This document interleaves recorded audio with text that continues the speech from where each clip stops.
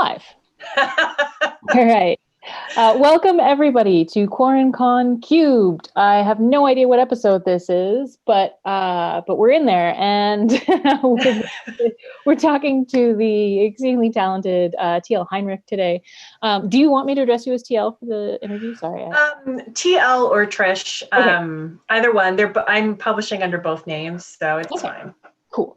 I, of course, am more inclined to call you Trish because, we have actually met in person in Meet. Yes. I have called you Trish to your face for a couple of years now. So, but I'm happy to call you TL if that's your preference. It's a new change. It's weird for me to hear. So if you just want to use Trish, that's totally fine. Okay. Whatever's good with you is good with me. Okay, so thank you so much for joining us today. I'm very excited to talk to you. As I mentioned earlier, my week has been totally thrown off, and while I would normally have read probably Fahrenheit's Ghost before this, I have not had a chance to do that because that's totally fine. My life is in a little bit of upheaval at the moment, so I'm terribly sorry about that.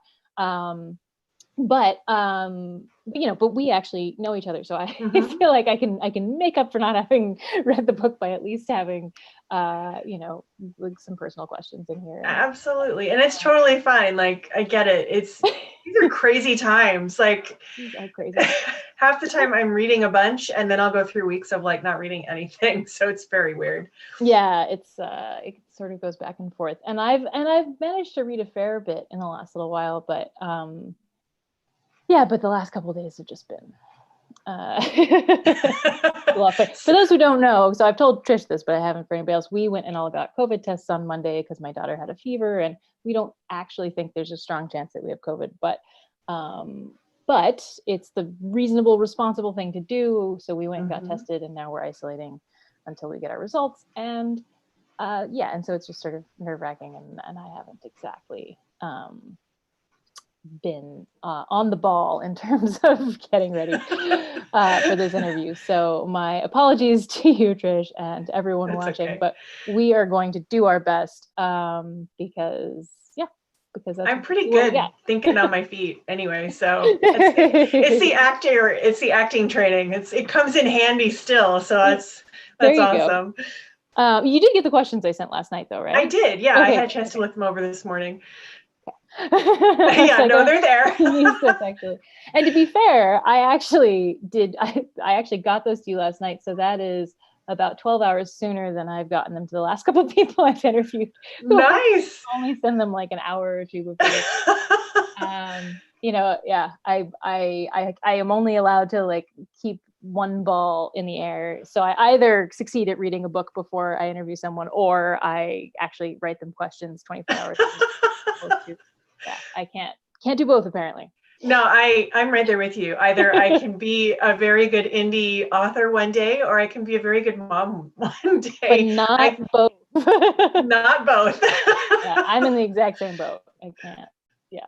So cheers to that, I guess. Yeah, exactly. These are indeed strange times. But we were just talking about reading and whether or not we get to do it. When you do have the capacity to read, I was going to say have time to read, which is only probably part of the equation, but when you have the mental capacity to read these days, what's your favorite genre to read? I'm honest, I'm a little all over the place. The one genre I probably don't read ever is horror. I just it's not something that I like, but right now I'm kind of on a paranormal romance kick. I'm reading a series by Deborah Wild. And it's got a snarky female protagonist, which usually I hate because I just find them annoying. But this one is snarky in a way that's really funny. She's just a sarcastically funny person. She's not mean to anybody. Oh, okay, great. And it's a nice kind of brain marshmallows, if I could put it that way. It's I don't have to think too hard. And the other book, I read a lot of nonfiction. I love biographies of interesting women through history. And right now I am trying to educate myself about racism. Okay. So I'm reading White Fragility, which is it's a really small book, but man, is it like, it's dense. There's a Yeah. lot to absorb in there. So I'm making my way through that right now as well. So Cool. yeah. Well, those are neat. I definitely like the marshmallow brain marshmallows that resonates with me. I have been definitely reading a lot of things that I normally consider fluff. But I don't like, not fluff in a derogatory sense, Mm-hmm. which I feel a lot of people use for it. I actually think fluff is incredibly valuable. Oh yeah. Oh So yeah. yeah, I'm definitely like deep into the low angst reads at this stage. Mm-hmm. Yes, exactly.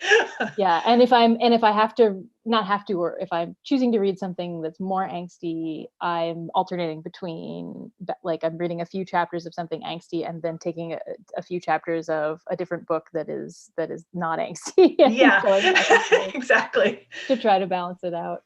And interestingly, Anna Smith Spark, similarly, she reads nonfiction as a comfort read. Like, that's like, she Oh. loves to read biographies and memoirs. During turbulent times, which I thought was really interesting.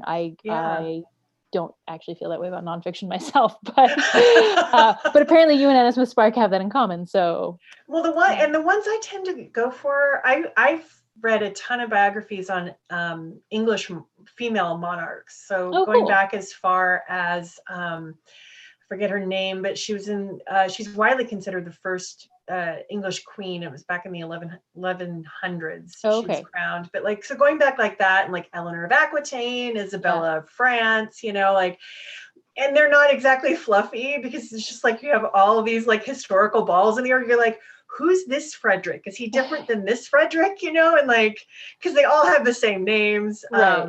But there And then are there are a lot of times. atrocities committed at those times Oh too. my So. gosh, they loved their atrocities. Like, it was just I mean, I'm not so sure we can much. really like pin that on other times more than ourselves these days anymore, but That's yeah. true. Yeah. But it'd be nice. It's kind of a nice like, I don't know what exactly to call it, but you can kind of pretend like, oh, we're so much more evolved, even though we're really not. Like, well, I mean, it's interesting. I think I remember reading a statistic in the last couple of years that actually overall the number of deaths to humans caused by other humans is like down globally in the oh, last 100 years, like substantially. that's positive. Even taking into account the last, like, all the wars that happened in the 20th century, like it's, Wow. yeah, because people used to kill each other a lot more. I was gonna say, how much were we killing each other before that? Like a lot, apparently. I mean, it's interesting if you Yeah. think about things like duels, things like honor killings, which unfortunately, do still exist in some cultures, but even just like the numbers of all those things are down globally.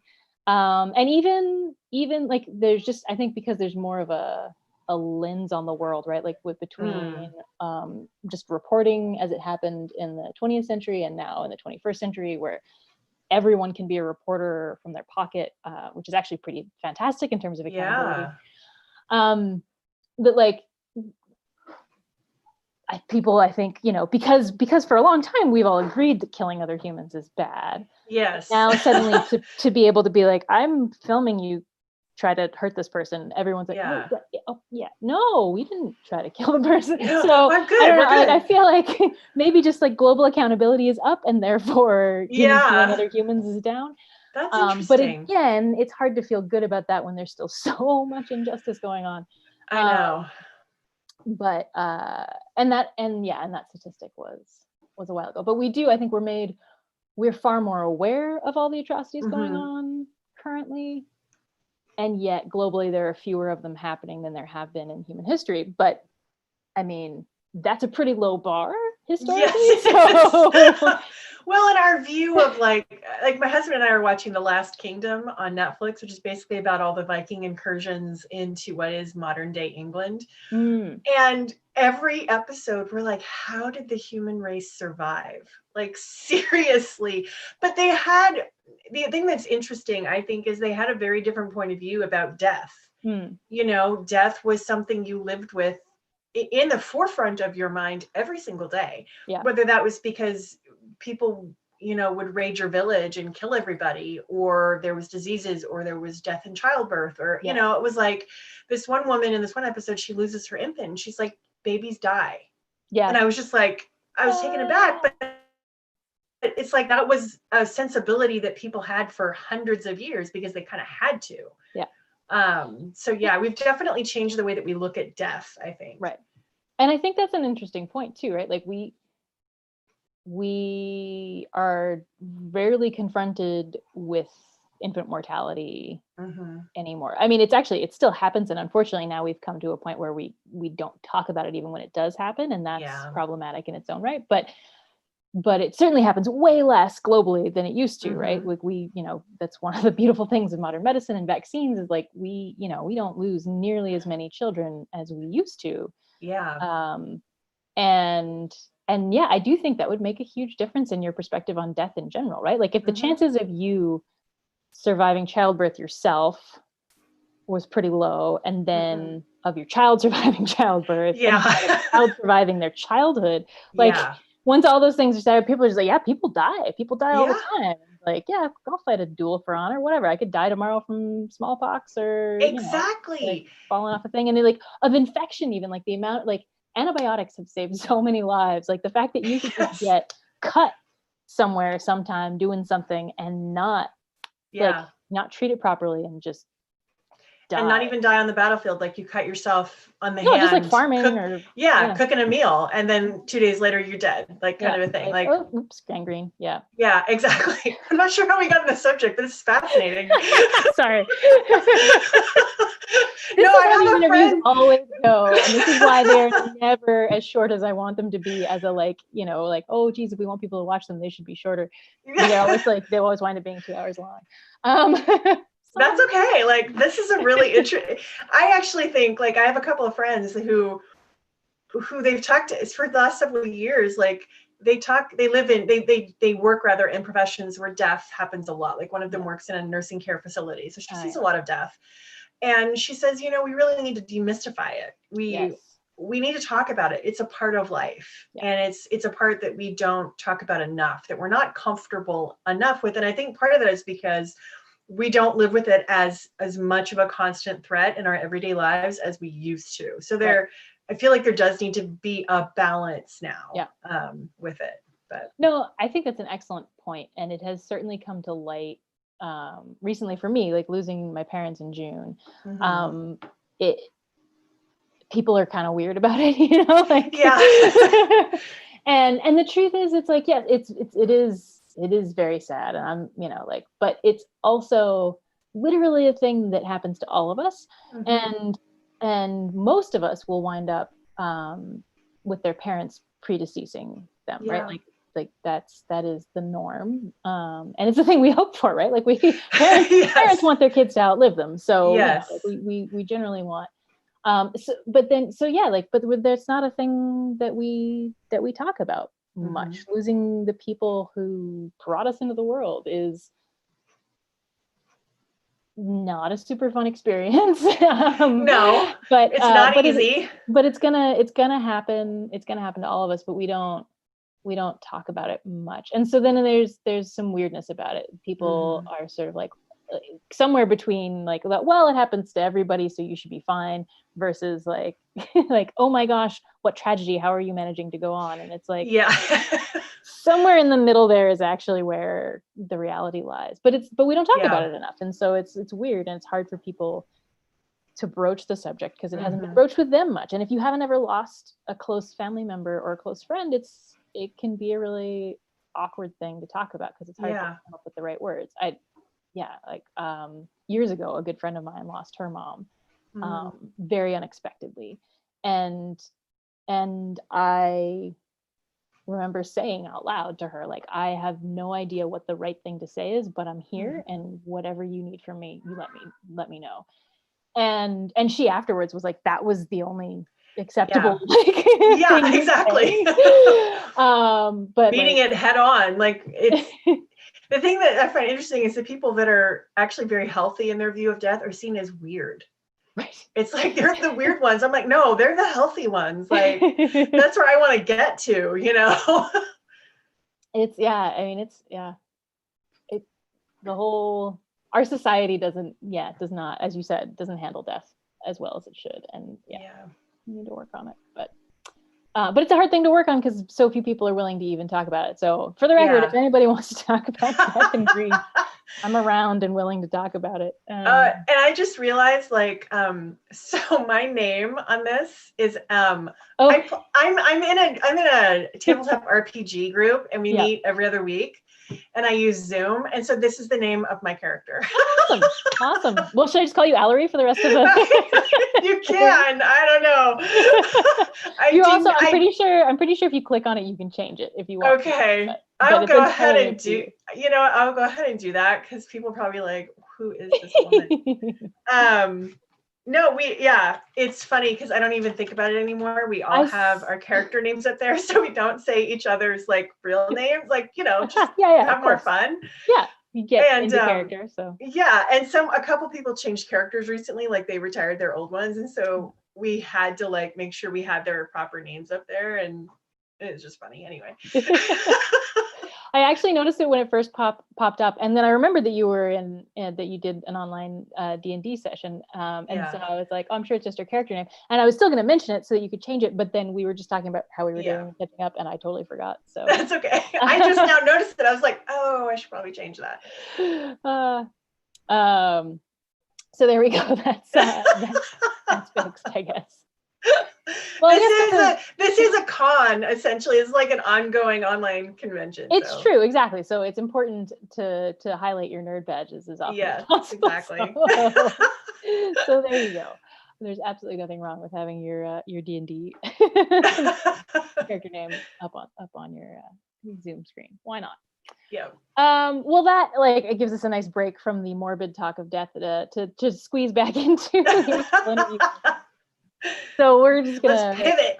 Take that pivot. But we are gonna start talking about writing and your writing life. And awesome.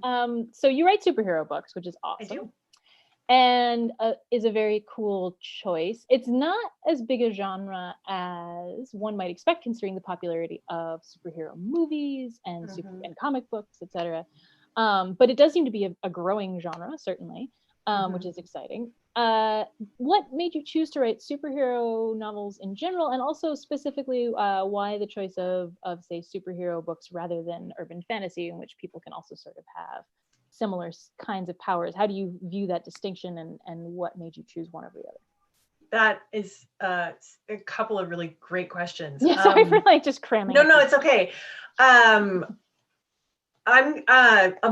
Why don't I start with the distinction? Because a lot of people are really fuzzy about that. And so I actually, if you look at the category on Amazon, which I recommend you do not look at the category on Amazon, but it's a dumping ground. Like literally everything ends up in there. I have seen cooking books end up in there. I have seen reverse harems in space end up in there. I have seen everything end up in the superhero category, and very few books that actually are superhero in nature. Right. And so a good friend of mine and we were like, you know what, this is ridiculous. We need a place for people to discover books because it's not going to happen on Amazon. Right. So we created a website called superherofiction.com. And while we were doing that, we were like, okay, we do have to have kind of what are our rules? Like, how do we determine what is and is not a superhero novel? Because there are some gray areas. Like, for instance, the character Doctor Strange in the Marvel Cinematic Universe, one could very well argue that he's an urban fantasy wizard, and he is. He's got very mystical powers, but he's plopped down in the middle of all these very recognizable superhero tropes. So we came up with we call it, and this is total self-aggrandizement and we don't care, but it's called the Flag Heinrich test. Yeah, I know, we're calling it after ourselves because we can do that. And it's actually a very good test. So if you take a book, let's say Harry Potter, and you take any of the Avengers teams. Now, down through the decades, there have been so many different variations on the Avengers. Everybody and their mother has been a member of the Avengers. So that's why we did this. So you take one era of the Avengers, one team, and you say, okay, if two members of the Avengers can whole cloth with their backstory, their powers, everything, be taken out of comic books and put into your novel without changing anything, and they make sense in your world, then your book is a superhero book. Oh, interesting. And if you test it, it really eliminates a lot of possibilities. And yes, there is magic in the superhero realm, but it is the exception. It is not the rule. Right. And so books like Harry Potter or the Dresden Files or any of those, while amazing urban fantasy and paranormal books, they are not superhero novels. Right. And so that's how we figured out kind of a distinction with that. And also, I mean, really, everybody knows what a superhero looks like, you know. So there's that too. But does it have to be spandex? Is that a requirement? No. No. In fact, we have some authors up on the website that are very, like, one of their tags is no spandex. And then we have some that are spandex, Full you know, spandex. and so they're pro spandex.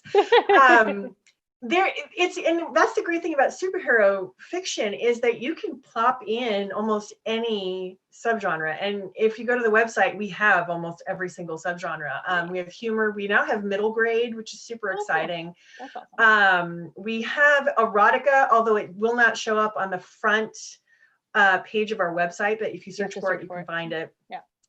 We've got dystopian, we've got horror, we've got, you know, anti-hero. I mean, literally anything you can tweak it to be a superhero story.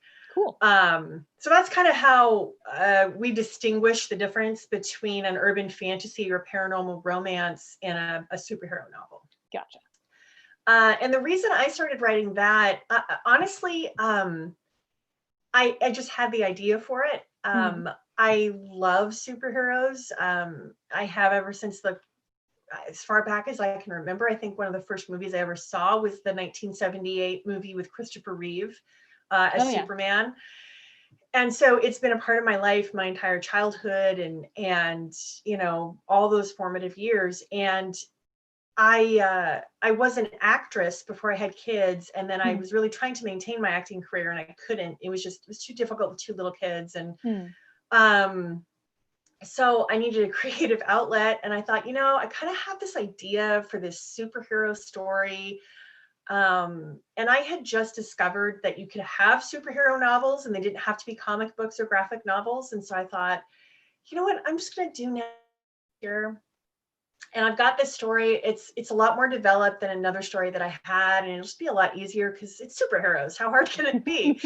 Famous last words. And so I just kind of did it as a way to get creative again, after really just kind of sinking my life into my two very young children at the time. And the idea just really took off for me. I don't know, it really unlocked something for me. And I really kind of rediscovered my love of superheroes and how really powerful that narrative can be for so many people. And why it's important for marginalized groups in particular to see themselves in these larger than life heroic narratives. And as I went on, you know, after writing my book and trying to decide on which publishing path to take, and getting some advice, you know, to really make a decision about what kind of author you want it to be. What are your author values? What are things that people are going to look at your novels and say, this is a Trish Heinrich novel or a TL Heinrich novel? And I realized that one of those for me was really writing the kinds of books that I wished I could have found as a teenager or as a young adult. And it's at the time, I mean, we have this more now in urban fantasy probably, but at the time I really wanted books where women were the heroes, where, you know, and I didn't really have that a whole lot. And so that's where I started from. I thought, okay, I'm going to write superhero novels, but I'm going to put women and people of color front and center. And I'm going to make them the driving hero of the story. Mm-hmm. And I think that's one of the reasons why I decided to really just kind of stick with superheroes instead of it being kind of like a one-hit wonder. I just do it once and like move on. Is that I felt like even more than the urban fantasy genre, the way that you can present the hero narrative is, for whatever reason, and I can't quite put it into words, it just feels like it's much more empowering and powerful to see yourself there than almost any other kind of narrative. It is a more sort of like larger than life. Mm-hmm.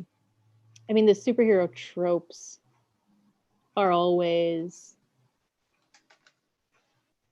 well, I don't know about always, but are often about like, you know, the selflessness, but also choices and making the choices, even if you have power, you know, choosing to use it for good instead of anything else, or, you know, like fun or evil or some combination of the exactly. two, or choosing not to use your powers or whatever. But and that those choices make they make a lot of moral decisions seem very bright and obvious and clear in a way that a lot of other tropes don't, you know, like I mean, the urban fantasy I think often plays on the whole moral and gray area thing, but superhero tropes tend to be more not cut and dry, because I think good superhero novels, you know, question those things often, right? But the highlighting of the hero tends to be like that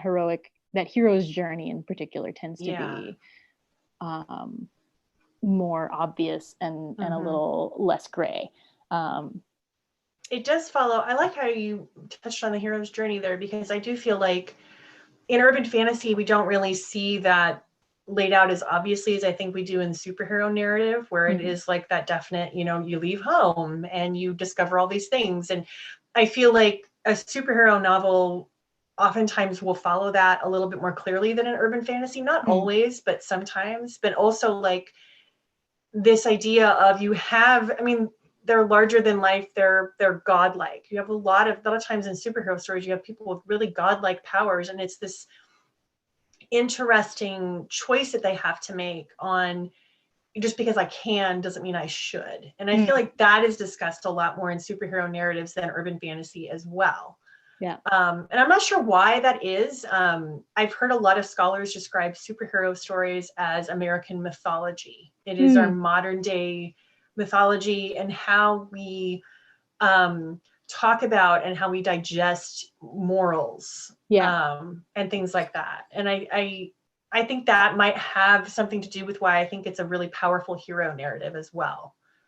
I think that's actually a really excellent point. And I actually, that's kind of fun to think about, and makes a lot of sense when you think about the way, say, for example, the Marvel universe has brought in Norse mythology and others in order to sort of broaden out their cast of of superheroes. They're like, oh yeah, we'll take some Norse gods, why not? Yeah, exactly. And you're like, yeah, I mean, that works, right? Like that's pretty much exactly what we're talking about with the rest of our superheroes. So why not? Why not? And you know, then it's fun to do the culture clash between ancient Norse civilization and modern Earth, right? Which is always the fun part. But yeah, I was actually, and I was gonna ask, even before you said that, I was gonna ask how you feel about, say, the Percy Jackson series as being, is that urban fantasy? Is that a superhero book? Is it on the edge? What do you like? I haven't really read those before. I saw the movie, and it's an excellent question. Because putting it to the Flag Heinrich test, you could take Thor and plop him down in there and he would work completely. Yeah. And you know, this is where my lack of comic book knowledge hinders me. I don't know many of the Avengers teams, but I think one of the originals was Thor, Iron Man, Hulk, the Wasp, and it might have been Hawkeye. So we got Thor, we could plop in there very easily. But let's see, Hulk, like his origins are radioactive. Yeah. you know, chemicals. You've got Iron Man, Tony Stark. It gets harder. Like, it's like, you know, you're like, well, it could, but not really. And so that's where it gets, and we're the first ones to admit, like, it's not a perfect test. Sure. There are some that fall in this really interesting gray area. Like, there's one series that I love called The Heroine Complex, and it is steamy female superheroes.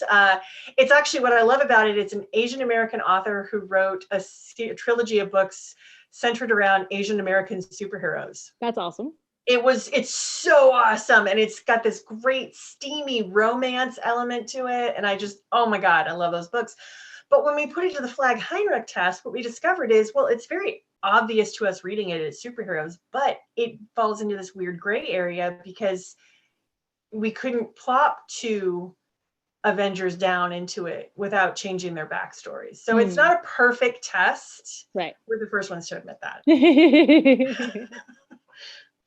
But we needed something, you know, like, we're rejecting your book because it's not a superhero book, and here's why. Like, we had to have a reason. Right. But yeah, no, that's fair. Whereas, like, this is clearly a superhero book, even though it doesn't quite pass the test because it's obviously full of superheroes. Yeah, exactly.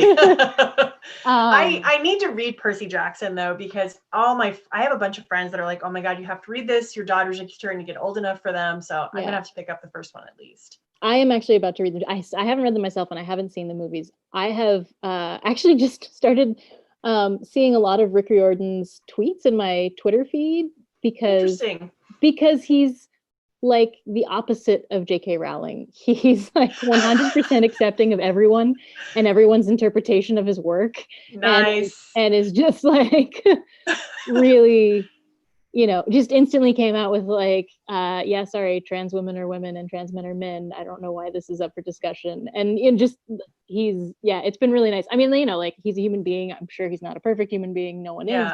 But he seems to be really a much better alternative to Rowling. And so I'm like, okay, well, maybe this is the big series that I need to get Cedar excited about. I'd never read them, so I don't actually know. So now I want to read them so that I can decide if that's a thing that I want her to read. See, now I really want to read them because I have two daughters, and I'm going to say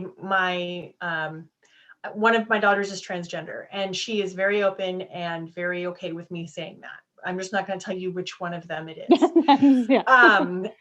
And she loves Harry Potter, loves. And my husband and I had a big conversation. Do we tell her that we can't support this anymore? And we came down to, no, not right now. One day she's going to need to know that, but not right now. But we also didn't want to keep presenting her with like stuff in the Harry Potter universe because I don't want to feed that either. Sure. But now that I've heard this, I'm like, okay, Percy Jackson might be a really good alternative. I legit was like, oh man, what do I do to like fill the Harry Potter gap in my world? Because like, even like, you know, I own the books. I've had them for ages. I'm not gonna like throw them all out or burn them or anything. But now I'm like, well, maybe I don't want to read them to my daughter when it comes time to start that. And maybe you know, like there's so much amazing fantasy that's been written since Harry Potter that I would be astounded, even if it's not the Percy Jackson series, but I'd be astounded if there's not something that would fill that void very nicely, and could be the thing that she gets really excited about, but is actually representative and actually, you know, conveys heroes who aren't, you know, misguided in various ways. And the thing is that the more I think critically about the Harry Potter books, which I adored for ages, but the more I think critically about them, the more I'm like, yeah, they were kind of problematic in a number of ways. You know, like Rowling's bias is perhaps more evident on the page than we first assumed. But whatever. And like, there was a lot of fans that I didn't realize this until actually recently, but there were a lot of fans who recognized the problematic nature in the books and wrote fan fiction to correct it. Oh, that's awesome. Which of course they had to hide because Rowling is like, I mean, she will search and destroy any popular fan fiction, which is just ridiculous to me. But but a lot of that activism happened on Archive of Our Own. Right. And I haven't gone on there recently to see what's happened with those Harry Potter threads and those Harry Potter fan fictions, but I have seen some women YouTubers who've talked about it, and you've talked about how I'm not going to do this anymore and I'm taking my fan fiction down and here's why. Which I thought was really interesting. Like there was so much activism that had gone on to correct the problematic elements, but this has really been the straw that broke so many people's backs about Rowling and her work. So anyway, that was a little rabbit trail. No, but it's, I mean, well, we're here to talk books, right? And so we're talking about our books or more general books, but I think that's actually, it's an important thing. And again, we're talking about building mythologies, and I think that the Harry Potter world is definitely its own mythology at this point. Right? Like there are people for whom that is as relevant and important as the Greek gods were to easily at certain times. So I think that it makes sense to be looking for an alternative that is created by someone less problematic and presents a less problematic text. So absolutely. Anyway, I think that's totally important, especially talking about children, because I don't know about you guys. Our family's atheist, so we don't. There's no faith-based anything that we would be pointing Cedar towards for any sort of moral direction. And so for us, it's very much down to the books that we read and the mythologies we tell as a household, right? And the stories we repeat of actual human deeds as well as the fictional ones. And so I do think that for us, creating a canon of books that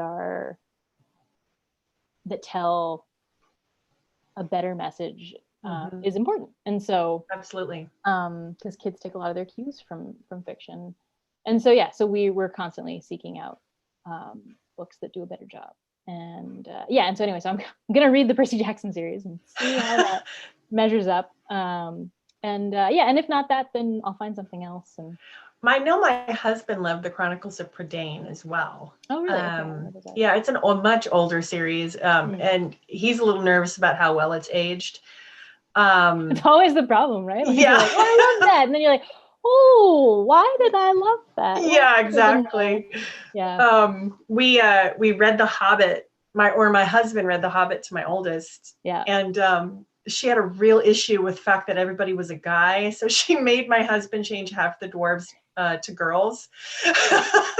And she remembered who they decided was a girl, and my husband didn't always. And so when he'd use the wrong pronoun, she would correct him. Amazing. And he's like, I need a flow chart. Yeah, totally. There are a lot of characters, and it's hard to keep tabs on them, exactly. Even just in the regular book. Well, that's awesome. That's the problem. I really enjoyed Tolkien the first time around. And then even just a couple years later on the reread, it did not hold up. Like I first read The Hobbit and the Lord of the Rings books when I was like 12, 10, I can't remember.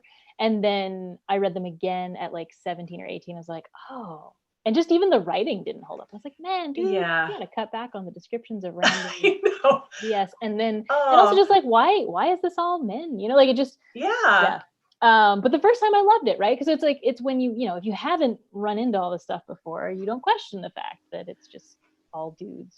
And The Hobbit is so adventurous. I still love The Hobbit. I mean, I grew up actually on the animated Hobbit. I don't know if you've ever seen that. I've seen this much of it. Like I think people occasionally turn segments of it into memes, and I've seen those. Oh my God. Like we went through 2 VHS tapes of the Hobbit cartoon. We loved it. And so as an adult, I was so excited to read it, and I read it and I was like, okay. It's not the cartoon, and I know it's blasphemy to say that, but I couldn't help myself. It's not though. It's not. What are you gonna do? I remember I was young enough, someone read aloud to me the Chronicles of Narnia when I was a kid. I don't think I actually read them myself, and then I read them at like 22 just to I was like, what are these? I remember really enjoying this story because yay fantasy, but I read it again, I was like, oh, Yeah. No. It's problematic in a huge way. So many huge ways. Yes. And it is actually, it remains to this day an example in which I'm like, the modern movie version is way better than the actual book. Yes, because they I would fixed agree with that. a lot of the problems. Yes, they did. The other thing I would recommend, and if you're looking for alternatives, like Anne McCaffrey, The Dragon Riders of Pern. I read all of those. Really good. I loved the two that she wrote about Manoli, Dragon Song, and I forget the other one, but it's just about a harper. It's in Girls Can't Be Harpers, but she can sing to the fire lizards. Oh. So she ends up having a cadre of fire lizards that follow her around. And it's like, I read it in my mid-20s and I was like, this is the most perfect dragon book ever. Like, there's no romance. There's like, she doesn't ride a dragon, but she plays music and she enchants all the little fire lizards. And I was just like, That's so great. Amazing. I don't know if I've read those in particular, but I definitely read a bunch of Dragon Riders of Pern, and I don't know. I always tend to confuse the back catalogs of Anne McCaffrey and Mercedes Lackey. I could totally see that. Yeah, because they wrote, I mean, they're so prolific. It's kind of crazy. And I have a lot of both of their books, and I've read them all, but I read them all back in my like teens and 20s, and I don't actually remember much about them at all. I still have some, like I could run over and grab some off the shelf right now and reread them if I felt like it. But I enjoyed them. I remember enjoying them. They never became the books that I wanted to reread, so I haven't reread them. I don't know. But I need to, I'll keep looking for more. And then the thing is, I have a feeling I should be looking at books that I have never read before, right? Like that if I want to find something that Cedar's going to really love, that's going to actually read the way I want it to read now, I should not be reading things that were written 20 years ago. I should read stuff that was actually written recently. That's a really good point. Yeah, because there's so much even written 10 years ago that can be problematic. So, and that's, like, that doesn't mean that any of that stuff is bad or shouldn't be read, but it's like, I think if I'm going to find something if I'm looking for something for her in particular, to find like a series that is relevant and and appropriate for our time period, then I think I need to be looking at stuff that's being written in the last couple of years or is coming out soon, Absolutely. So interestingly, actually, another thing that Rick Riordan is doing, and that I kind of love about him, is that so he got super, super famous, and then he's like, thing that I'm going to do with my fame is start a Rick Riordan Presents series, and he highlights a bunch of marginalized authors writing amazing middle grade fantasy. Oh my God, that's awesome. I'm going to go look that up. So my plan is to start reading those too. And I guess I should probably start with those instead of the Percy Jackson books, because those are even more likely to be something that I want to be reading. So, So look up Rick Riordan Presents. I know, I will. Rebecca Roanhorse wrote a middle grade book. I think it's on my Kindle. I just haven't read it yet. That was a Rick Riordan Presents one. It's called Fred. No, I'm going to confuse the title of. She's got a new adult fantasy book coming out in a couple months, and this one, the middle grade, came out either at the beginning of this year or end of last year. Okay. And I am fairly certain I'm going to start mixing those two titles together if I say them out loud. So did she write Trail of Lightning? Yes. Okay, that's where I know her from. Yeah. Yes, and which was one of my favorite reads in a long time. So I love that. Was really good. Yeah, I liked it. She also wrote Resistance Reborn. Oh, I haven't read that. It's a Star Wars. It's a Star Wars book. I don't know if you've read any of that. You know what? I'll have to admit, don't revoke my geek card, but not possible. I'm a little picky about my Star Wars books. Okay. I've tried some of them and I'm like, meh. And then others, and I'm like, holy crap, this is amazing. Like Aftermath was just incredible. The Leia, I think it was called Leia of Alderaan. It's Princess Leia, before or right around the time of Star Wars Rebels. It's like her kind of starting to get into the rebellion and figuring out what her parents are doing. So it's very, very young Princess Leia, which was just, it was off the charts amazing. So like, I like weird ones or ones that are like very standalone with certain characters. Right. But I'll have to check out that because I liked Trail of Lightning. You should check out Resistance Reborn. If any, like Amanda Cherry loves it, adores it, recommends it to everybody. So I don't know how her Star Wars tastes and yours align. I really have only read like 3 Star Wars books, so I am not the right person to judge or talk about it. But I really enjoyed Resistance Reborn, even though I haven't read any of the books that would have gone before it or anything. So I'll check it out because I like Rebecca Roanhorse. And that's the other thing is if I like the author's other stuff, like I'll like their take on a Star Wars book. I think part of it for me was like I read when the expanded universe was first being born. Oh yeah. Like, I read those books and some of them are so bad. Like they're just like really bad. And I think I got burned out and I was like, eh. But there's some really good ones that have been published in the last 5 years, like really good.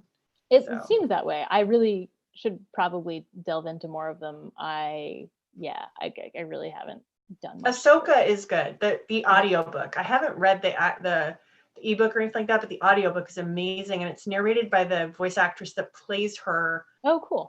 It's really, really well done. Nice. That sounds exciting. Your daughter might actually like that. It's pretty kid friendly and it's kind of like a radio drama. There's like sound effects and stuff. It's really cool. Nice.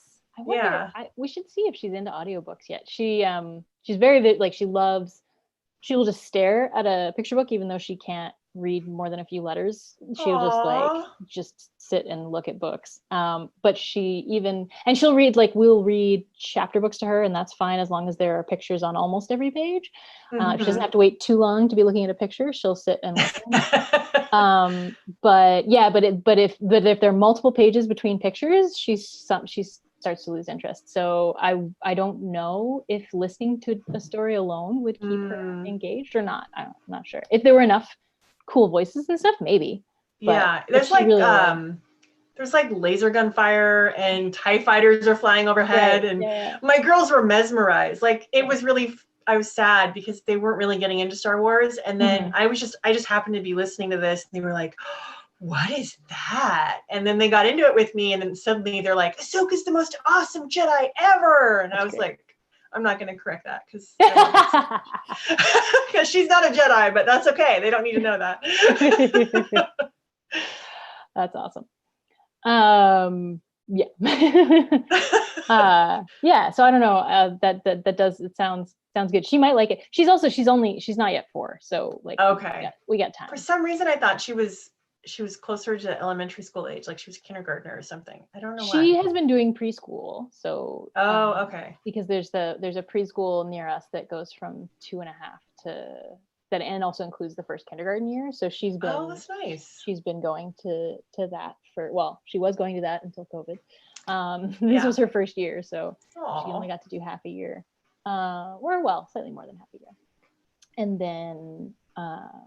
And now we're not sure if she's going to be going back in the fall. So, but she turns 4 in September. So that's a fun age.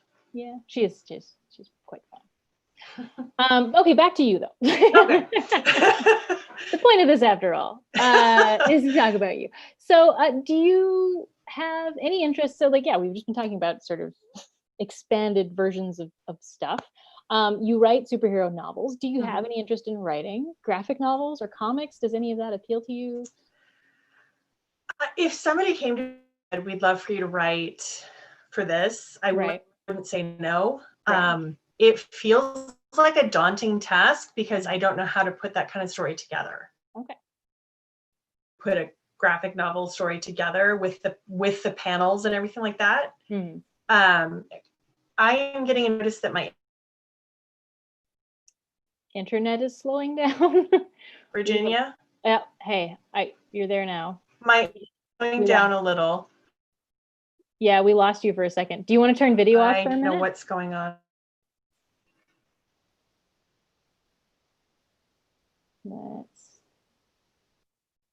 I tried just stopping. Let me see if I can. Are you, I just stopped your video for a second. Video? Can you hear us? Can you hear me? Yeah. I can hear you. Can you hear me? I can hear you, but oh dear. Okay, we have temporarily lost Trish.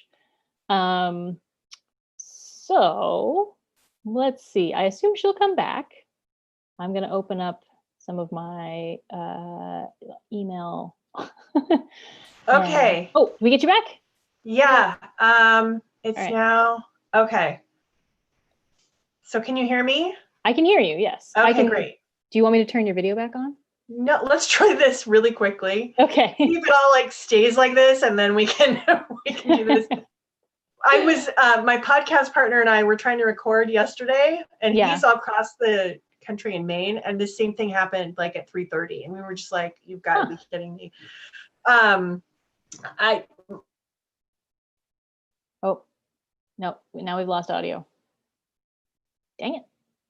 Hello. You froze a little bit. Hello. Yeah, I lost you for a minute. Okay. Now I can hear you. Okay. Anyway, if somebody came along with a graphic novel project, that I wouldn't say no, right. But it's not something I'm like looking to do at this point. Sure. Yeah. And comic books, same way. I mean, they're slightly different, but similar. Well, depends. Yeah. Similar, I think, in terms of the writing you have to do. But yeah, exactly. They're shorter. I wouldn't say no, but I think I would need someone to kind of guide me through how to construct a story for a graphic novel or a comic book. Right. Okay. Cool. If that makes sense. Yep. Makes sense to me. It is definitely a different media. And you like so much of it relies on the artwork that you'd really have to, have to work very closely with an artist. And so then it's, Yeah. It very much changes the project from the way we write novels, right? Yeah, exactly. All right. Well, we're going to steer back towards sort of more life questions, and then we'll go back to writing again a bit at the end. So, first of all, has anything, we're all sitting here in COVID times, and has anything positive come out of this pandemic for you? I'm trying to hit a hopeful note if possible. I was thinking about this question, and there's I think relationally with my kids. Am I going in and out? Yeah, a little bit. Sorry. I'm so sorry. I have like a full internet connection, so I'm not really sure what's going on. At least I'm showing full bars on my computer. Yeah. Mine is also showing. But can you see? Can I what? Virginia? Yeah. Can you still hear me? Okay. Mostly. Mostly. I think with my. Yeah, is it not? No, it's okay. It's okay for now. Okay. You're not freezing up. It's okay for now? Okay. Yeah. Relationship wise, I think with my kids, small breaks. So it doesn't have to be long stretches of time with my kids, but it can be like 15 minutes to do a puzzle. Take a coffee break in the middle of what I'm doing and take a 15-minute puzzle break with them. Or watch, 10 minutes of that they're into. So I kind of understand the jokes that they like to tell all day long. Or something like that. It just can add up to a lot these days. Yeah. So I think that's one really positive, that change of perspective where I don't have to carve out an hour for it to be. Oh, we lost you. Dang it.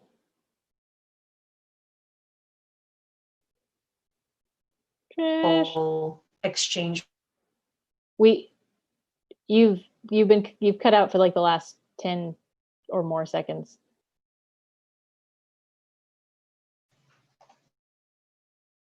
Hello.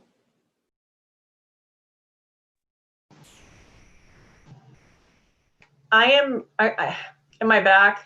I think so. I am so sorry. It's okay. I do not understand what is going on. I don't either. My signal says that it's fine. The YouTube signal says that we're fine. Zoom seems to say that we're fine. So I'm not sure what's happening. Yeah, if anything, I'm losing maybe one bar, and that's it. But everything looks fine. I don't know. Is anyone in your house streaming something? My girls upstairs might be. Yeah. My husband works he works from home, right. And his is all online. But right. I can go up. I mean, right now you're fine. Like we've just that Okay. whole exchange was perfectly clear. So maybe Okay. we're fine. Maybe someone just, I don't know, downloaded something more complicated for a second. Maybe. I don't know. Maybe I need to start telling everybody, Mommy's doing an interview. Everyone shut down your devices. Exactly. But actually, just now it's been consistent enough. I now want to say that you should maybe turn your video on, but I also don't want to jinx it. So I know. Well, the frustrating thing is like right before the pandemic, we sprung for like the really good internet package where we can like run a bunch of things and got like the $150 modem or whatever. And so we're like, okay, we should be good. And now this is happening. And I'm like, dang it. What are you for, expensive internet? I know, exactly. I don't know if you heard any of my answer before.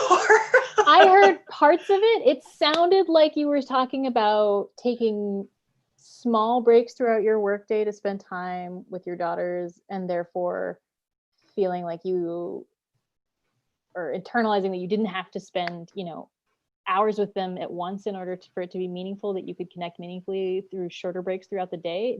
Is that accurate? Okay. That is accurate. That's exactly what it is. So that was one. I think that's probably one of the best takeaways I've gotten from this. That's cool. Is that kind of mindset change. Yeah.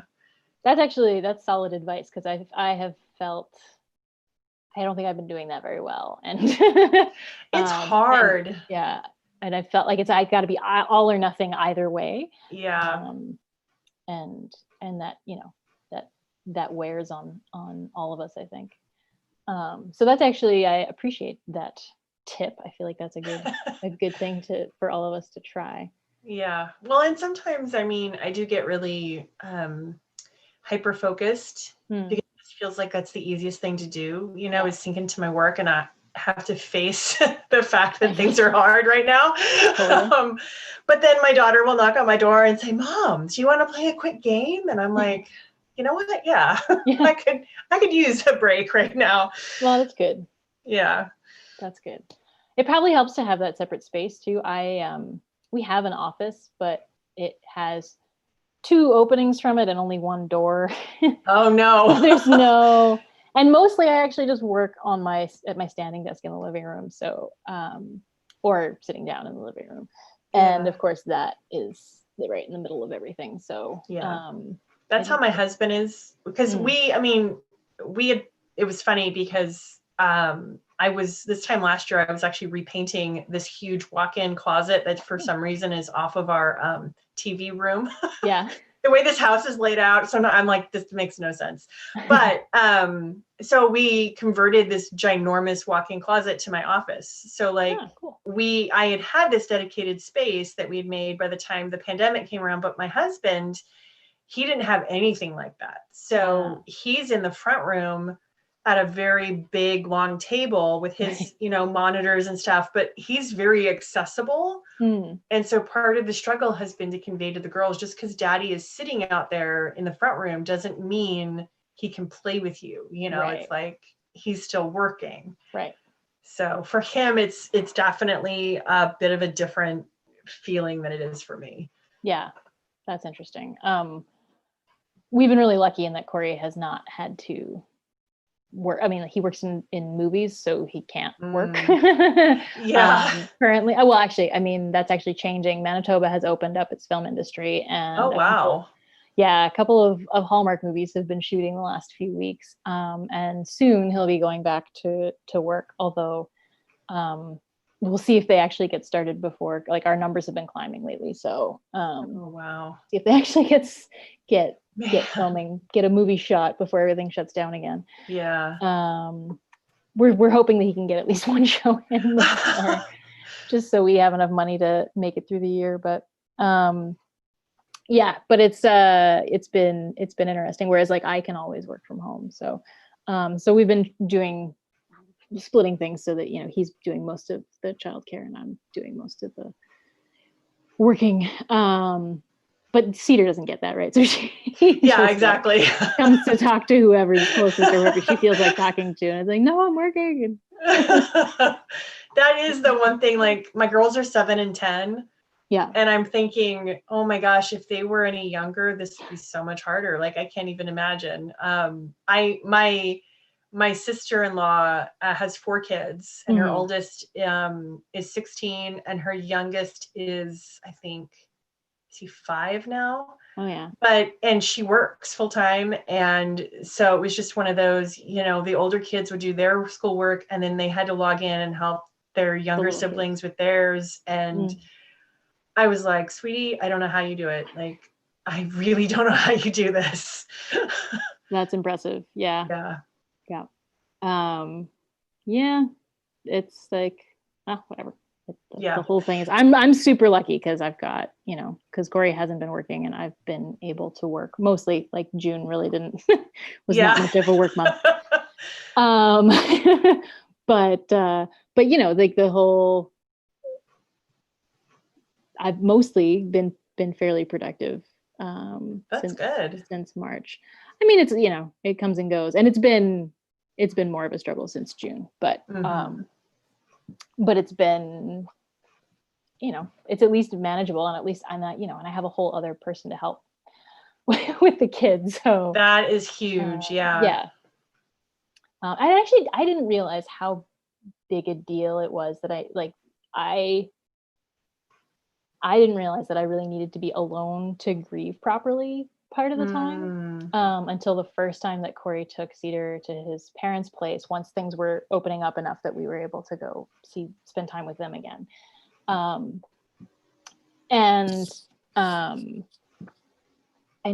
he took her over there, and he was working on a project at their house, and she was there, and the grandparents were hanging out with her, and my whole plan was like, now I'm going to hunker down and get a bunch of writing done. But I spent the entire first day just like crying and being sad and watching Netflix, because oh my gosh, it was the first time I'd been alone since my parents had died. And my brain was like, okay, now you get to just be like as sad as you need to be, and it doesn't matter because there's no one here that you have to try to not be sad for. And I think it's actually really important to cry in front of children and have them know that that's a perfectly healthy and normal thing to do. Oh, absolutely. But there's a limit, right? Like, there's letting Cedar see me cry, and then there's just like totally falling apart and scaring her. Because she doesn't understand why. Well, it's also your grieving process. Like,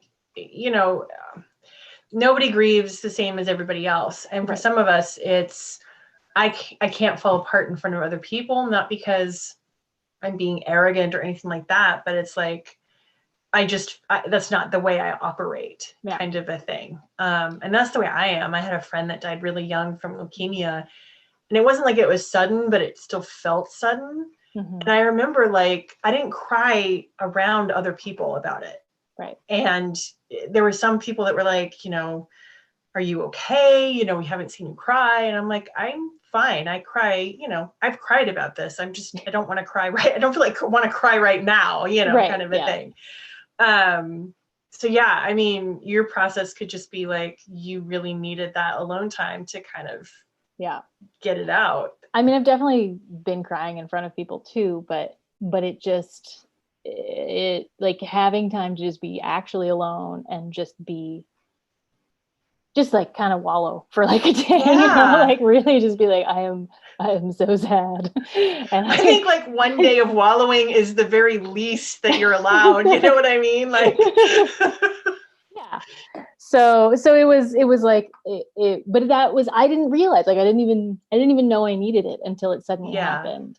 And then it happened again, like the next time that Corey took Cedar to his parents' place for a couple of days. Like the first day, I basically just spent being really sad.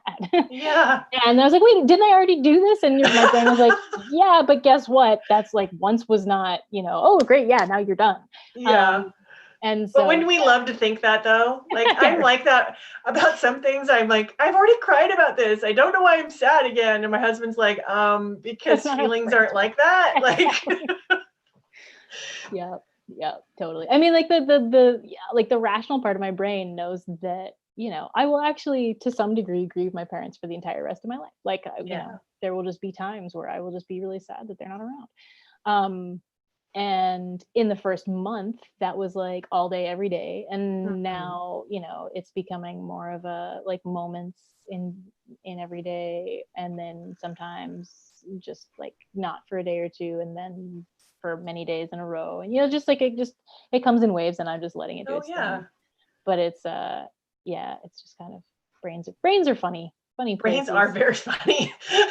Funny and mysterious. They are funny and mysterious, and they get more funny and mysterious with pandemics. Who knew? Oh my gosh. Yeah. I've learned so much about myself and how I handle stress. Like I thought I knew after having 2 kids and the first one not sleeping for the first year. Like I thought I knew how to handle stress. Yeah. But no, this was a whole nother level. Yeah. I mean, so yeah. Yeah. That's the thing. I think like we all sort of need to just give ourselves, just cut ourselves a bit more slack for absolutely for this whole thing. Okay, so we've talked about potential positives of the pandemic. I love that that it has, that I've heard a lot of people say various themes on the way they spend time with their family and connecting with their family in various ways. So, and I certainly have felt like that's true for us too, right? Like just the spending more time together has been really great, but like practicing intentional ways to be together too has been important. Oh yeah. And that's like actually a useful skill in general. So that's good. Yeah. Well, also, and like the other thing is I have a really good friend who works in the mental health industry, I guess you could call it. But he works for an organization called Take This, and they're very, they do a lot of the convention circuits. And if you've ever been in an AFK room at a convention, they're probably running it. And so they're like a geek centric mental health organization. Cool. And right at the beginning of the pandemic, I was like, oh my God, the girls are like on their devices or playing video games like 3 or 4 hours a day. And he's like, cut yourself some slack. He's like, what video games are they playing? And I told him, and he's like, okay, so they're learning problem solving, they're learning pattern recognition. He like went down the whole thing. I'm like, all right, I don't feel so bad anymore. Because one of the things he uses, like he quite literally wrote the book on how to use video games and tabletop RPGs as therapy. Nice. That's cool. So he's like, he helps me find a little bit less guilt in parenting around devices. And that's the interesting thing is, I used to have so much guilt around it. Yeah. And, we've taken it back a few steps since the beginning of the pandemic. But on the other hand, like I'm realizing what my girls are learning and like and how they would take that and like make up their own video games. Like, well, if I was making a video game, I would do this. And I'm thinking, okay, that's actually like really cool, Yeah. So I think that's the other thing is letting myself off the hook a teensy bit more as a mom. Like I'm not great at that by any stretch, but like around the devices, I'm like, you know what, I'm going to ease up on this. Yeah, it's true. I mean, it's not like it's all negative. There are beneficial things to device use. And also, yeah, it's interesting you said that you've walked device use back a bit too. I found that's true for us as well. Like the initial stress of the pandemic onset was such that both Corey and I were just sort of like, And actually, and Corey was still working for the first few weeks, even while Cedar and I were at home isolating. And so we were like, it was just me and her, and I was I spent a lot of time being like, well, watch Buff and Rock. Yeah, exactly. Like, it's like, I don't even know what to do with myself. I don't know what to do with you. Exactly. And then even once he was home, we were both home, and we were just sort of like, but now, you know, as we've both reached sort of a better place for ourselves, we both have more energy to spend with her and entertain her, and still feel like we're getting our own lives in order, and just, you know, like it's everything's more manageable, and so we're back to just her getting to watch, like, you know, an episode or two of a show, and that's it. And, you know, instead of being like, here, just take the device and just mainline it, you know. I don't know what to do. Yeah. Well, and my oldest, it's funny, we bought her a phone. She has ADHD, and so there are some really good apps to help her manage that during the school year. And at first it was, this is a tool, you don't watch videos, you don't call your friends. Like, we were like super strict with it. And then the pandemic hit, and a lot of her friends got old cell phones that their parents decided to reactivate. And so what's happened is she's 10 and she's having video chat calls with her friends, or Wi-Fi only. Yeah. And they're like, they all have this one game they like to play. Yeah. And so they'll play the game while video call chatting at the same time. And I'm just like, this is amazing. But for her, it's been a lifesaver because she still gets that socialization. And so that's the other thing, is rethinking device use in terms of like, this can help them socially. Yeah. So it's like, it's just, it's really, it's an interesting, it's interesting how this has just changed my perspective on so many different things. Yeah. There's a lot to adjust to. And I mean, we're going to keep balancing the new normal and what that means for a while now, I think. Yeah. But, agreed. All right, back to somewhat bookish talk. What have been some of the most influential authors in your life? Oh, that's a great question. Jacqueline Carey was pretty influential, and it's funny because I don't write epic fantasy and she does. But it was more about, I read her books and they're just, they're beautiful. They are absolutely gorgeous. I think it was the first time I saw LGBTQ representation in epic fantasy that was entirely positive. Nice. She made me want to write again. And I think that's one of the really amazing things. I mean, I was still really solidly on the acting track when I first discovered her, but she made me want to pick up the pen again and just kind of see where things went. And I mean, at the time I read Jacqueline Carey, and then I also read Robert Jordan. So like the first thing I attempted was this huge epic fantasy series, which I do not recommend to anybody. And it's in a drawer, and forever it shall remain, because that is not ever seeing the light of day. But it was a great exercise. It got me back into writing again. And then I would also say that Jackie Kessler and Caitlin Kittredge, they wrote two of the first superhero novels I ever read. And one of them is called Black and White, and the other one's called Shades of Gray. And I think it was meant to be an ongoing series, but it ended up just being a duology, and they're super hard to find, unfortunately. But these were just such great books. They turned the hero-villain dynamic completely on its head. And it's where like the hero, the person you think is the hero is actually the villain, only they don't know it. And the person you think is the villain is actually the hero, and they don't know it. And they have these fascinating backstories. And it was really it was the first time I read a superhero novel and thought, oh my God, these can be really rich narratives without the need for the panels, you know, the artwork. Right. So I'd say that they were pretty influential for me in terms of like my writing career. Yeah. Cool. Yeah. That's awesome. I haven't read any of those, so I have to add them all to my TBR. Assuming I can find the latter ones, but I think you can find them on Amazon, but I don't know if they're in ebook form. I borrowed them from the library initially, and then I walked into a secondhand bookstore last year, and there they were, and I literally cried and hugged them. That's awesome. I was like, these are the books that got me writing this. That's so awesome. I'm sure those authors would be so stoked to hear that.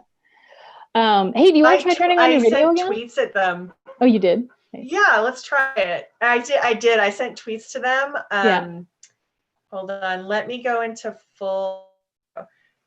Yeah, I sent them tweets, but they never responded, which is fine. Like, you know, Jackie Kessler, I think, she's a comic book writer. Okay. And Caitlin Kittredge has another series that I picked up the first book of, and I never picked up the second one, not because I didn't like it, just because I got distracted with other books. But but she writes a lot of really dark fantasy. Oh, cool.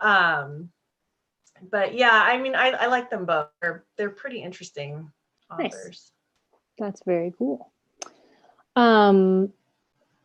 This may or may not be a related question, perhaps not. But who is your favorite character to cosplay? I couldn't help but notice I did this much Facebook photo stalking, and noticed that there's this one character that I saw you dressed as in more than one set of pictures. I'm not sure if that was just because it was pictures that other people took and pictures that you took, and they showed up in different spots in the timeline. But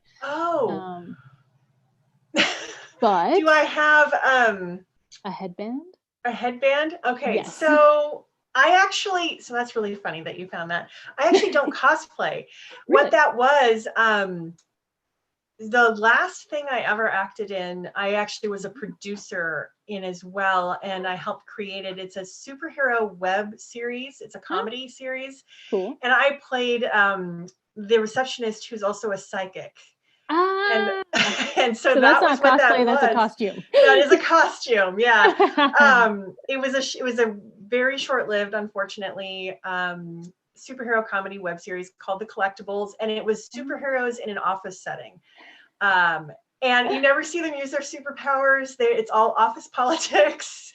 I'm the receptionist, and I'm pissed off that I'm the receptionist because, damn it, I'm really super powerful, and they stuck me behind a desk. And you get to meet the supervillains, but we don't really fight. Instead, they're coming in to like help us save our spots within the corporation.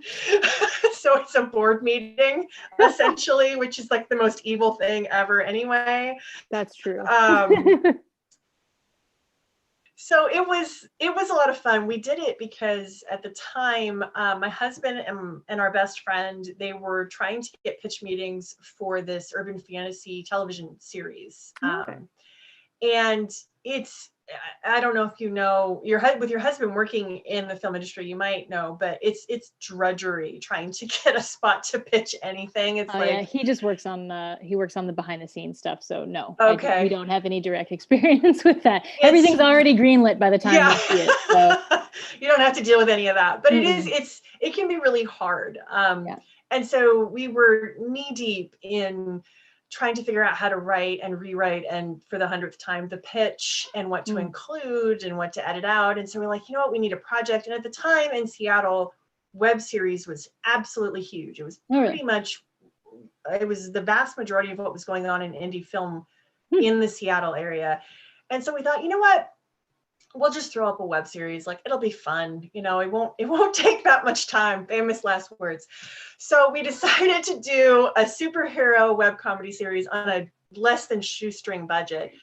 And luckily enough, we knew enough really super talented people in the Seattle film industry that just fell in love with the idea. They were like, we'll donate our time. So our costume department made amazing superhero costumes out of absolutely nothing. And we got the bright idea to film 80s style toy commercials. So we asked them, we said, can you make Barbie size action figures out of the characters? And they did.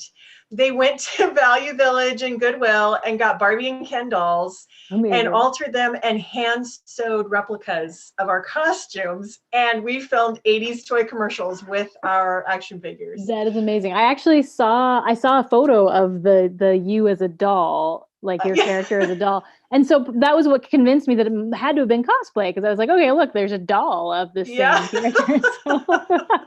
We auctioned them off. We were trying to so it was my job as one of the producers. I volunteered to do marketing for the first season, and we actually premiered at Emerald City Comic Con. Oh, cool. Yeah, it was really amazing. We had a packed room, and it was everything was going pretty well. And then I got pregnant with my second child. It was a super difficult pregnancy, and I had to step back. And then my husband also, like, he was trying to juggle day job and executive producer, and he just couldn't, keep all the balls in the air. And so everything kind of fell through, but at the same time, the web series community was also kind of falling to the wayside. And so it was like this beautiful, fun, bright kind of moment, and then it was gone. Yeah. Well, that's cool that you had that moment, though. I mean, I think that dog got auctioned off. Yeah. Yeah. No, and I mean, for years I was really sad. Uh-oh. Okay. About it. Turn the video off, because we're losing you again. Dang it. Sorry. Let's try it. We had such a long run with just audio that I was like, oh, maybe it's fine now, but I guess. Yeah, no, obviously not. No. But we'll save ourselves from going through the back and forth of and just we'll just do it now. Just do it now, yeah. Okay, sorry. So you were, so you had that awesome moment, and then it just kind of fizzled. Yeah, but I don't do cosplay. My girls dress up for Geek Girl Con. We go every year. Not this year, unfortunately. It's kind of sad, but they wear their Halloween costumes. So when they choose their Halloween costumes, it's who do I want to go to Geek Girl Con as? Nice. That's how they do it. So awesome. Yeah. That's very cool. Well, I have to say that you looked excellent as dressed as a superhero, so you should totally cosplay, because clearly you can pull off any number of awesome cosplays, and that would be really fun. But yeah, it's also clearly it's a lot of work, so I'm not going to try to push you into that you don't want to engage in. But I think it'd be cool. Yeah, it would be. I can't sew to save my life, so that's a problem too. But yeah. I mean, there's all levels of cosplay, right? Like, you can buy costumes and you can. Yeah, I do T-shirts. I have a lot of geeky T-shirts and purses, so that's kind of that's where I go, and I really love geeky fashion. Like, Amanda Cherry is the diva of geeky fashion, so I mean, about it, yeah. Yes, she is, and I love it. I'm way more scaled back with like jackets and T-shirts and handbags and stuff like that. That's where I come down. Yeah, I'm bad at owning fandom stuff. Like, there's like this, whatever media I love the thing itself, and I will sometimes have multiple, like I used to have multiple copies of the Harry Potter series. I had all the hardcovers and all the paperbacks, right? But that was it. Like, I didn't own any Harry Potter T-shirts or anything, nothing even resembling a wand. I just that was it. I owned 2 sets of the books, and then, for any show that I loved, it's like, oh, I'd get the DVDs, and so I could watch them whenever. But that was it. Like, I just never. Yeah. I've never been good at, like, I want to. Part of me like sees stuff. I'm like, oh, look, it's a thing that has the thing that I like on it. Like, yeah, I should buy that. And then I'm always like, that's a lot of money. I don't know. Like, second guess it until it's just like not an option anymore, and then it goes away. But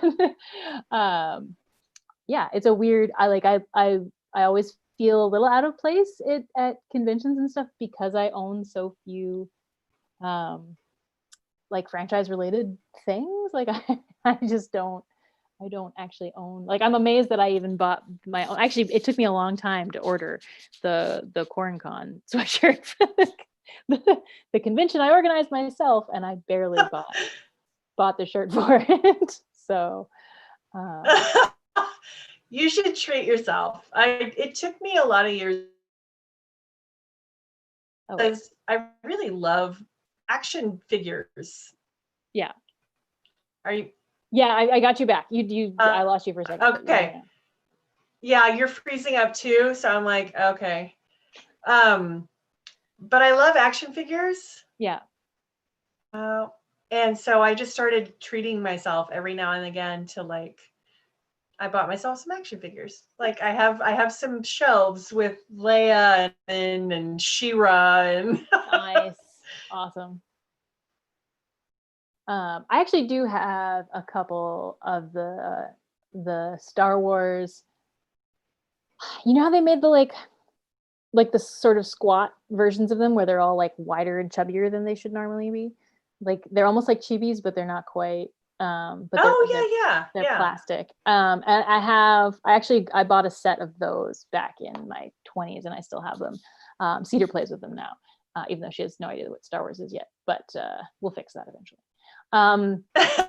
But yeah, I think those maybe I'm looking around those might be the only fandom toys I've purchased. I mean, we used to buy a lot of Lego that was sometimes fandom like that. I definitely owned a number of Star Wars Lego pieces as a teenager and even as a kid.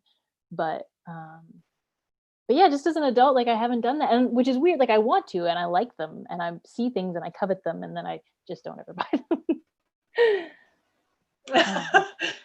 Which I think it's is like telling me my internet connection.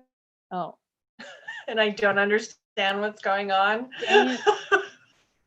Okay, well, you know what? Like, I think we should probably. Everything looks good. I don't know. I can hear you right now. But maybe we should just do. Okay. Let's just do our last question. We have been talking for almost an hour and a half already. So sure. Let's do our last question. And oh my God, we have. Yeah. The time flies with these things. I tell you, like they always wind up going 2 hours. I'm like, how did that go 2 hours? We were just chatting. And like, well, yeah, we were just chatting. So I will ask. I just ask the last question, which is, what is next for you as a writer? And we'll talk about that, and then we'll cut this off so that we don't play this game anymore, where we're like, I can't hear you. So I'm really excited actually, because I'm pivoting into more romance-centered superheroes. Oh, cool. So I started my superhero series. I went ahead and took my initials as kind of a pen name because them to be more urban fantasy, paranormal romance as far as branding goes. They all have romantic elements, but I was into that because I didn't want, quite frankly, I didn't want guys kind of sneering at me that, oh, I write chick superheroes because there's kids in it. But then in the last couple of months, I look at rebranding because I was and sorry, the last he's like, yeah, the last few sentences got mangled. Oh, hello. Okay, so I was struggling to get an audience. Okay. Can you hear me? Yeah, now I can. Okay. And really zoning in on my identity as an author. What do I want to be known as? I decided I really wanted to, I like romance. I like kissing books. I can't tell if you can hear me because you're frozen. Oh, there you go. Okay, you're moving. Okay, I can sometimes hear you. I have like caught about half of this. You started to identify what you really wanted to be known as an author, and decided that you like kissing books and romances, and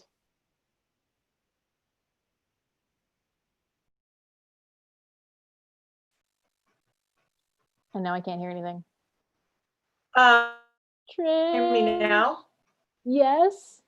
Hello. Hello. Okay. The voice from beyond. We've got you now. Okay. Okay. So I'm gonna have to shorten this.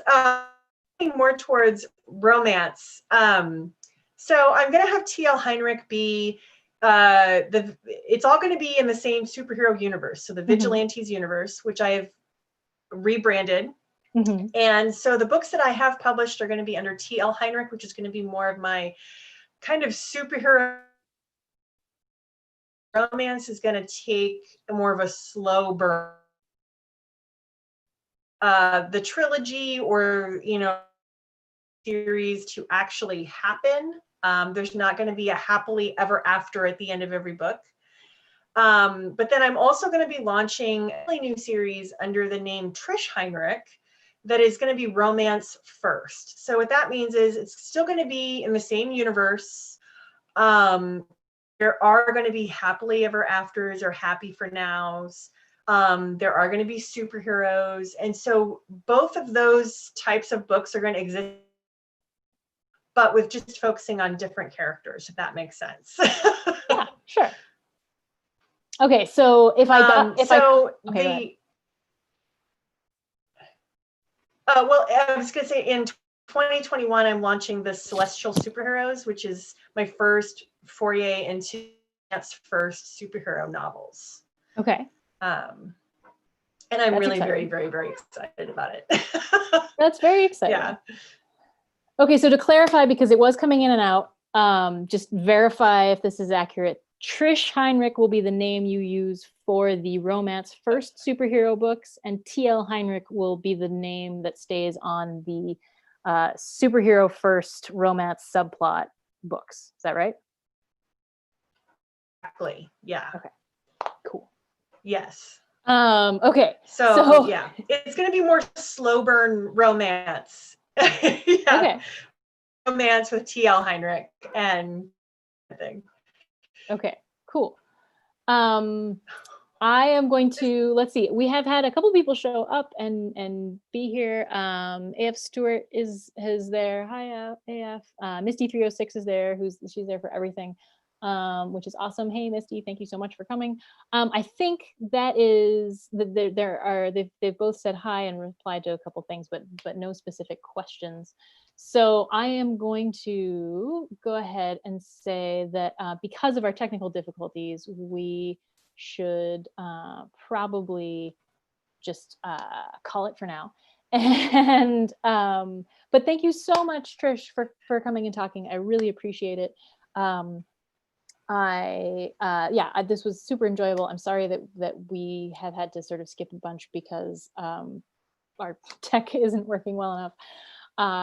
But it was so lovely to talk to you, and we'll of course need to have you back in time for your 2021 launch of your new series.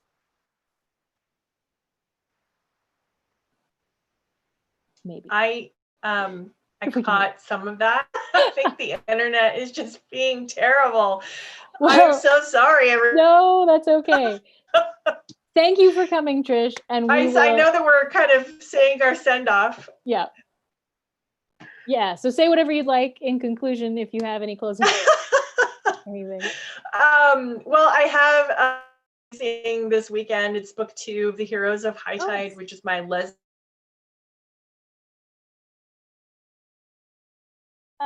Heroes of High Tide. Kindle Unlimited. Okay. Heroes of High Tide is coming out. Sorry, Trish. Okay.